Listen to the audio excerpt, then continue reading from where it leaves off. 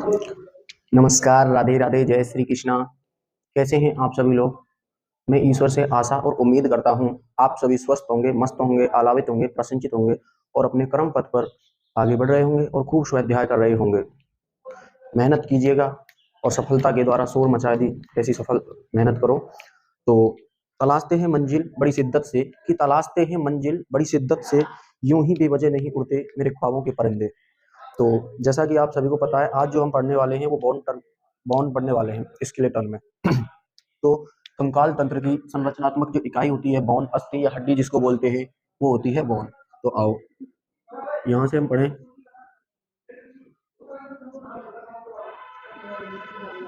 कंकाल तंत्र की संरचनात्मक इकाई। कंकाल तंत्र की संरचनात्मक इकाई क्या होती है? बॉन होती है। ऐसे ही हम बॉन के बारे में और जाने। बॉन जो है वो सिंपल कनेक्टिव टिश्यू से बनी होती है। सिंपल कनेक्टिव टिश्यू के से निर्मित होती है ना। सिंपल कनेक्टिव टिश्यू, सरल संयोजी ऊतक, सरल संयोजी ऊतक। तो हमने बॉन के बारे में दो चीज जानी कि कंकाल तंत्र की संरचनात्मक इकाई बॉन होती है जो कि सिंपल कनेक्टिव टिश्यूज के द्वारा बनी होती है। इसका जो कंपोजिशन है ये दो चीजों से मिलकर बनी होती है। जो इसका एक तो होता है इनऑर्गेनिक मटेरियल, इनऑर्गेनिक मटेरियल, और एक होता है ऑर्गेनिक मटेरियल, ऑर्गेनिक मटेरियल। तो इनऑर्गेनिक और ऑर्गेनिक का मतलब क्या है? इनऑर्गेनिक का मतलब हो गया अकार्बनिक, अकार्बनिक, और ऑर्गेनिक का मतलब हो गया कार्बनिक। कार्बनिक पदार्थ कितने होते हैं, अकार्बनिक पदार्थ कितने होते हैं? तो इसका जो रेशो है वो होता है 2:1। इंपॉर्टेंट क्वेश्चन है, बहुत बार पूछा गया है, बहुत सी बार ये क्वेश्चन पूछा गया है, कार्बनिक अकार्बनिक वाला। ठीक है, रेशो पूछा गया है 2:1। ठीक है। बॉन अपने भार का क्या? बॉन अपने भार का 1/5 भाग पानी का होता है। ठीक है, कि बॉन अपने भार का, या बॉन अपने भार का 1/5 भाग पानी से मिलकर बनाती है, पानी से मिलकर बनता है, पानी से मिलकर बनता है। बॉन के अपने भार का 1/5 भाग पानी से मिलकर बना होता है है ना। बॉन का अपने भार का 1/5 भाग पानी से मिलकर बनता है या बना होता है। ये चीज पढ़ी हमने कि कंकाल तंत्र की संरचनात्मक इकाई जो होती है वो क्या होती है? बॉन होती है। ठीक है। उसके बाद हमने पढ़ा बॉन जो बनी होती है वो सिंपल कनेक्टिव टिश्यूज के द्वारा बनी होती है, सरल संयोजी ऊतकों के द्वारा निर्मित होती है। उसके बाद हमने पढ़ा था कि इसमें किन कौन कौन से पदार्थ होते हैं, कंपोजिशन क्या होता है इसका। तो कंपोजिशन जो होता है वो होता है इनऑर्गेनिक और ऑर्गेनिक। इनऑर्गेनिक कितने होते हैं? 2 अनुपात, इनके जो अनुपात में देखा जाए तो 2:1 का रेशो होता है कार्बनिक और अकार्बनिक पदार्थों का। ठीक है।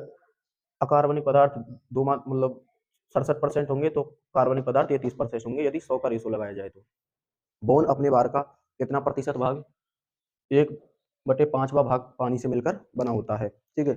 उसके बाद हम नेक्स्ट बात करते हैं बॉन के कंपोजिशन की। ठीक है, इसको लिख लीजिए, फिर आगे चलते हैं। इस क्वेश्चन को याद रखें, इसका ये रेशो पूछ लिया जाता है काफी बार। ठीक है।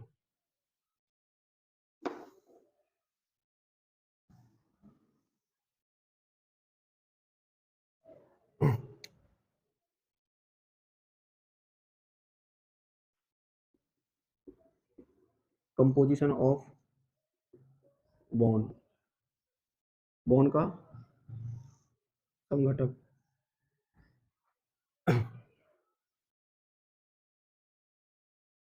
इनऑर्गेनिक एक होता है ऑर्गेनिक, एक होता है इनऑर्गेनिक, एक होता है ऑर्गेनिक। ठीक है। हमें पता है, हमने रेशो पढ़ा था इनऑर्गेनिक कितना होता है 2 मात्रा में, ये कितना होता है 1 मात्रा में। ऐसे समझ नहीं आ रहा, 100 के हिसाब से समझ लो, 100% में से 67 तो होगा इनऑर्गेनिक और 33% होगा ऑर्गेनिक, ठीक है। इनऑर्गेनिक जो है किस किस से मिलकर बना होता है, देखो आ जाइए।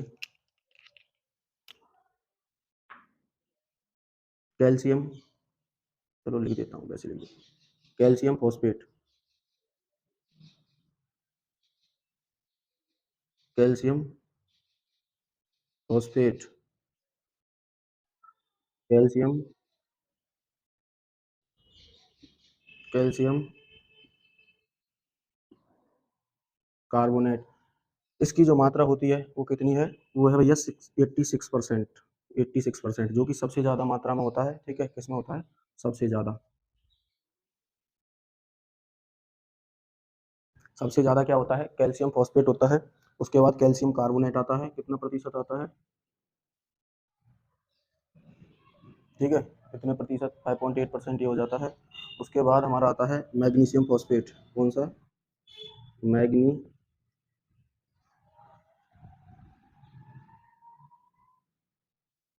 मैग्नीशियम फॉस्फेट आ जाता है। और इसके बाद सोडियम फॉस्फेट और फ्लोराइड, सोडियम फॉस्फेट और सोडियम क्लोराइड, ठीक है। अब देखो 86 और 5 कितने हो जाते हैं, जोड़ो 91 हो जाते हैं, ठीक है। तो मैग्नीशियम फॉस्फेट है 3.1, कितना 3.1। अब जो रह जाएगा हमारा वो टोटल कितना है, वो सोडियम फॉस्फेट और फ्लोराइड रह जाएगा। जैसे 58 और 5, नहीं सॉरी 5.8 और 3, 5 3 8, 8 96, 94 95, और ये रह गया अपना जो है 5.3, 5.23, ऐसा आता है कुछ, है ना। 8 और 1 9, 5.1 मान लो, है ना। ये एक बार देख लेते हैं, 86, 5 3 8 और 5 13, 6 और 3 9, 8 और 1 9, 99, ठीक है। 5.1 ही रहता है, ठीक है, मैंने कैलकुलेशन कर ली। तो इनऑर्गेनिक कंपाउंड का जो कंपोजिशन होता है वो इनऑर्गेनिक और ऑर्गेनिक से मिलकर बनती है। इनऑर्गेनिक पदार्थ 2 अनुपात में होता है और ऑर्गेनिक पदार्थ 1 अनुपात में होता है।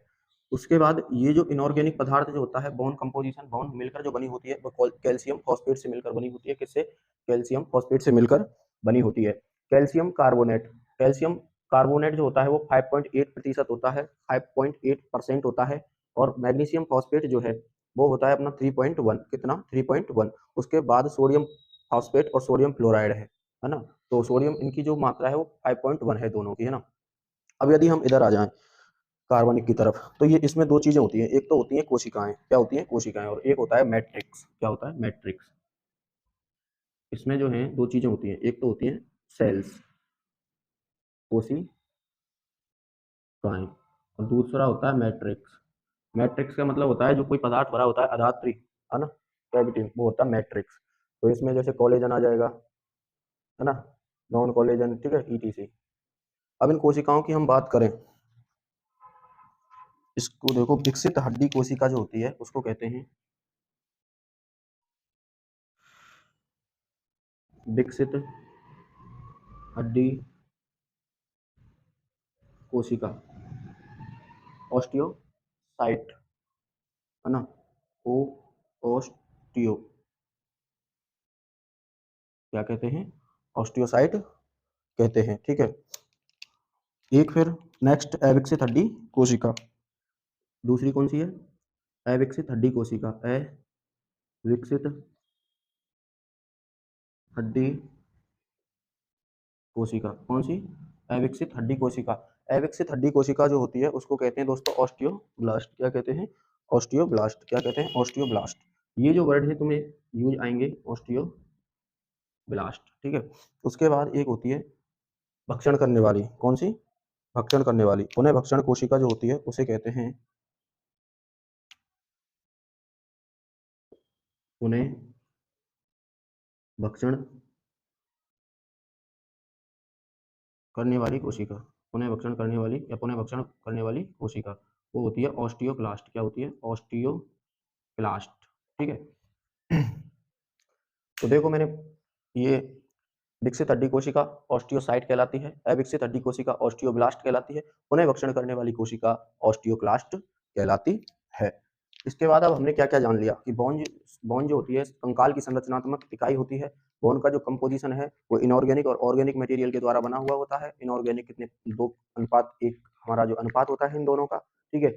और हमने इसके बारे में जान लिया है कि कितना कैल्शियम फॉस्फेट होता है, कितना कैल्शियम कार्बोनेट होता है, कितना मैग्नीशियम फॉस्फेट होता है। उसके बाद हमने कोशिकाओं के बारे में पढ़ लिया कि विकसित हड्डी कोशिका होगी तो उसे ऑस्टियोक्लास्ट ऑस्टियोसाइट कहेंगे, और यदि अविकसित हड्डी कोशिका होगी तो उसे ऑस्टियोब्लास्ट कहेंगे, और पुनः भक्षण करने वाली कोशिका को ऑस्टियोक्लास्ट कहते हैं।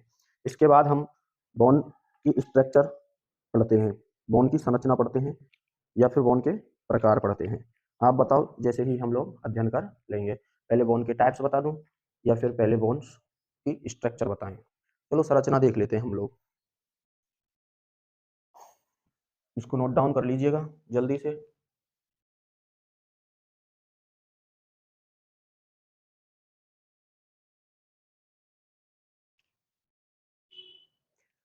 तो दोस्तों ये जो हम पढ़ रहे हैं ये बोन की स्ट्रक्चर है, हड्डी की संरचना है।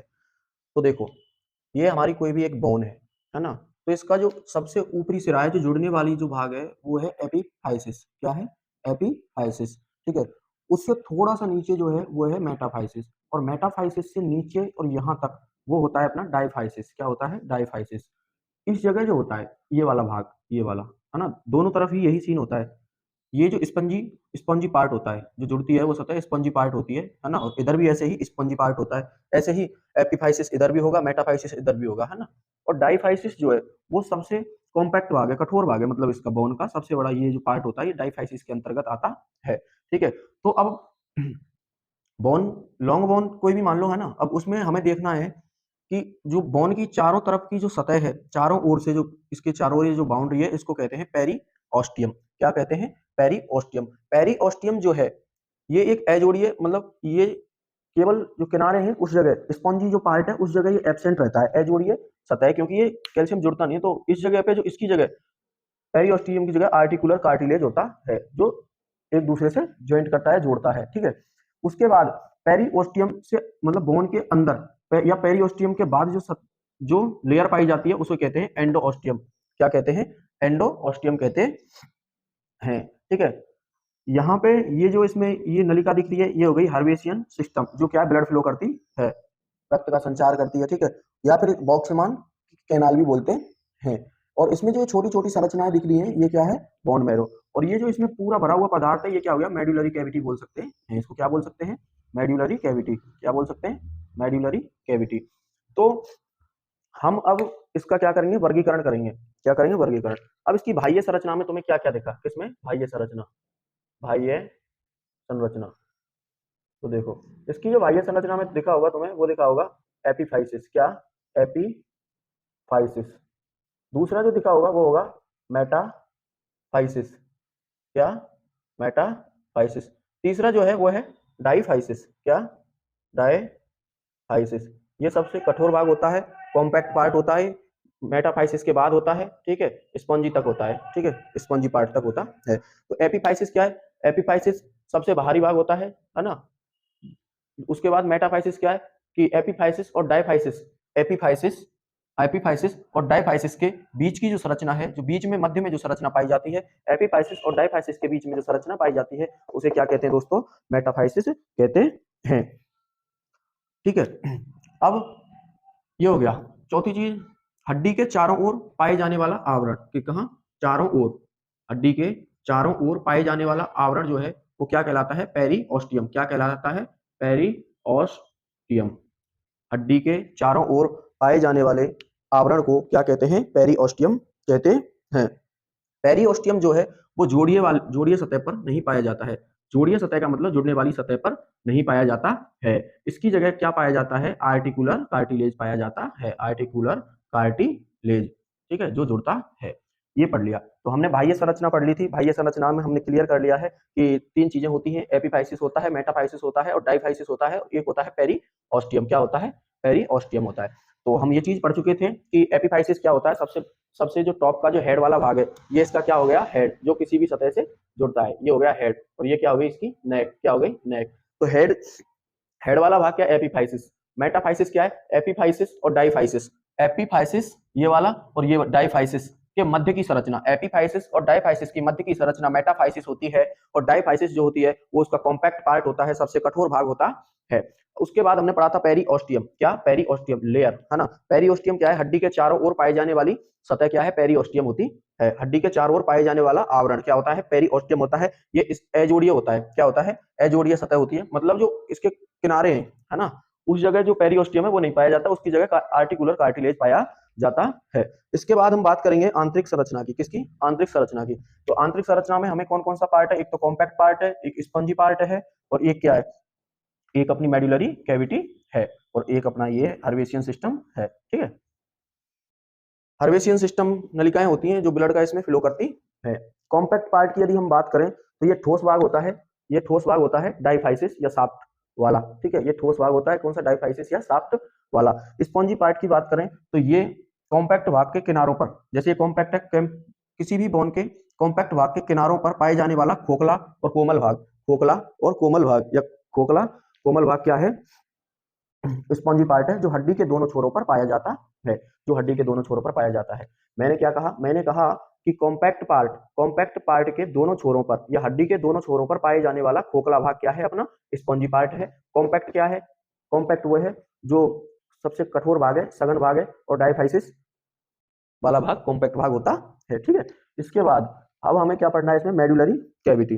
तो यह सघन भाग के मध्य में पाई जाने वाली, क्या? यह है सघन भाग। कॉम्पैक्ट का मतलब है दोस्तों सघन। यह सघन भाग के मध्य में पाई जाने वाली लंबवत संरचना होती है। सघन भाग के मध्य में पाई जाने वाली लंबवत संरचना क्या होती है? मेडुलरी होती है। क्या होती है? मेडुलरी गुहा, मेडुलरी कैविटी होती है। सघन भाग के लंबवत भाग में पाई जाने वाली, ठीक है, ये क्या होती है? मेडुलरी होती है। और हर्वेशियन कैनाल सिस्टम जो होता है, इसके बारे में अभी मैं बता चुका हूं कि ये ब्लड फ्लो के काम आती है। और भी हम डीप में जा सकते हैं, लेकिन आपके लिए इतना ही काफी है। तब तक के लिए जय हिंद, जय भारत। यदि मेरे चैनल पर नए आए हो तो मेरे चैनल को सब्सक्राइब कीजिए, लाइक कीजिए, सपोर्ट कीजिए।